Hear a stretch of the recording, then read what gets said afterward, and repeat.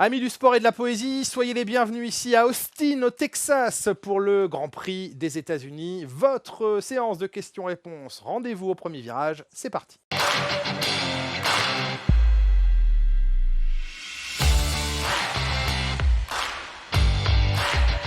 C'est vrai, Valentin, que les images auxquelles on a assisté en direct sur Canal+ à l'arrivée du Grand Prix du Qatar faisaient un petit peu froid dans le dos parce que les pilotes étaient totalement rincés, lessivés. Alors c'est vrai qu'ils ont cumulé plusieurs facteurs, la température très élevée, l'humidité très élevée et le fait d'avoir 3 arrêts obligatoires dans ce Grand Prix qui a permis finalement du premier au dernier tour d'être à fond. Les pilotes d'habitude en course gèrent un petit peu plus leur rythme, parfois le ralentissent volontairement beaucoup, on l'avait vu à Singapour, et bien là c'était tout l'inverse, ils devaient être à fond du début à la fin. Et donc tous ces paramètres cumulés ont conduit au fait qu'ils soient totalement épuisés, pour certains extrêmement déshydratés à l'arrivée de ce Grand Prix. Comment éviter ces situations à l'avenir ?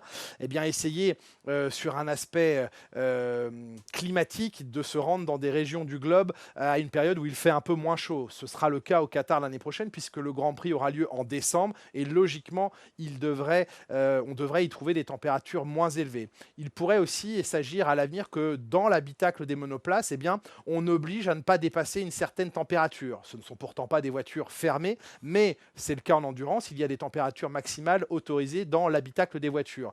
Ce que l'on trouve dans les baquets de Formule 1 ou autour du baquet des pilotes, ce sont des systèmes hydrauliques, ce sont des systèmes électroniques qui chauffent beaucoup et qui ajoutent encore à la température à l'intérieur du baquet. Peut-être qu'à l'avenir, on obligera par les règlements ces objets ou ces pièces extrêmement chaudes, ces boîtiers notamment extrêmement chauds, à être positionnés ailleurs dans la monoplace, ou peut-être qu'il y ait plus de ventilation dans cette zone particulière du cockpit. En tout cas, ça passera sans doute par des règlements revisités et puis par un ajustement du calendrier également.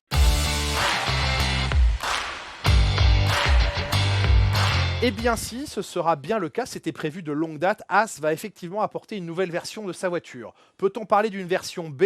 C'est vrai qu'on utilise ce genre de qualificatif lorsque la voiture évolue grandement. C'est le cas de la Haas parce que vous allez constater dans ce week-end de Grand Prix à Austin que ces formes, notamment au niveau des pontons, du plancher, du diffuseur, vont beaucoup évoluer. Ils ont décidé d'aller dans la direction de Red Bull avec des pontons qui, vers l'arrière de la voiture, au niveau des roues, plongent.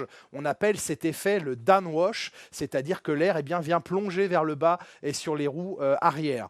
Voyons comment ça fonctionne. On sait que le but n'est pas forcément de immédiatement trouver un énorme gain de performance, mais c'est de mesurer si, en évoluant dans cette direction, la Haas a un potentiel de développement plus important en vue de 2024. Donc, ce que l'on voit ce week-end à Austin préfigure ce que sera la voiture américaine l'an prochain.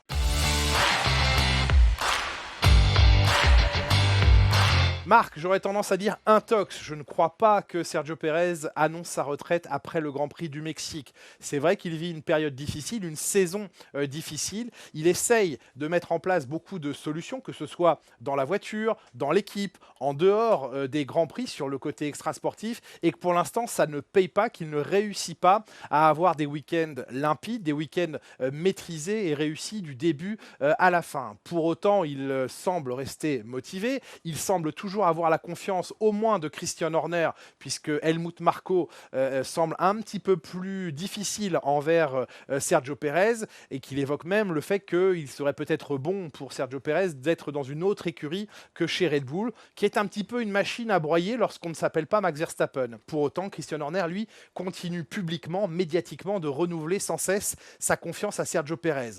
Pour autant, la situation est difficile, et on peut imaginer que si jusqu'à la fin de la saison, les week-ends de Grand Prix devait continuer à être compliqué pour Sergio Pérez, peut-être que certaines décisions seraient prises, bien qu'il ait, souvenez-vous-en, un contrat pour 2024 avec Red Bull. Mais de là à ce qu'il annonce sa retraite, honnêtement, à l'instant où on parle, je n'y crois pas.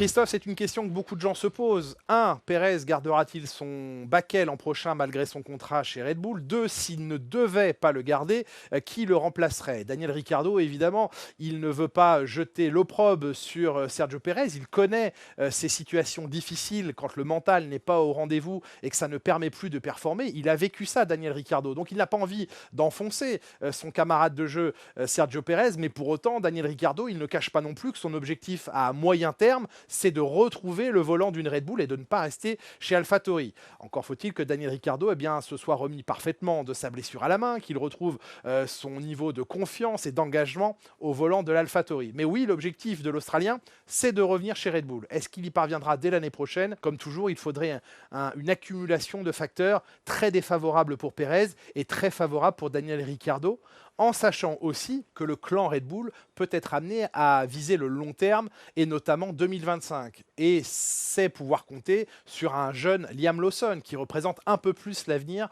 que Daniel Ricciardo, aussi talentueux soit-il, qui est plus âgé que Liam Lawson. Donc finalement, Red Bull a toutes les options possibles. La première serait de garder Sergio Pérez au volant de la Red Bull l'an prochain et en tout cas a dans son parc de pilotes suffisamment de talent pour choisir un éventuel remplaçant au Mexique.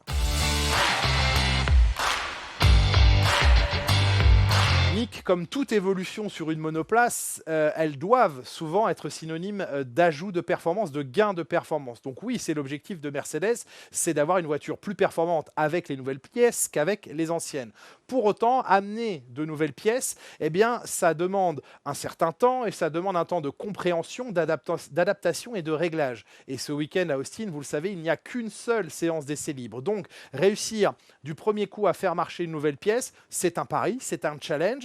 Ils peuvent y arriver, on l'a déjà vu par le passé, mais ça pourrait prendre un peu plus de temps et plusieurs grands prix pour que cette nouvelle pièce importante puisse délivrer véritablement tout son potentiel. Et puis le but aussi de cette nouvelle pièce, eh bien, c'est de vérifier que des choix faits pour 2024 sont et s'orientent dans la bonne direction. Donc la pièce en question utilisée ce week-end, eh bien, c'est déjà une petite tendance de ce que fera Mercedes la saison prochaine. Et Mercedes souhaite déjà commencer à comprendre certains modes de fonctionnement de ce plancher pour voir s'il est adaptable sur la voiture de l'an prochain.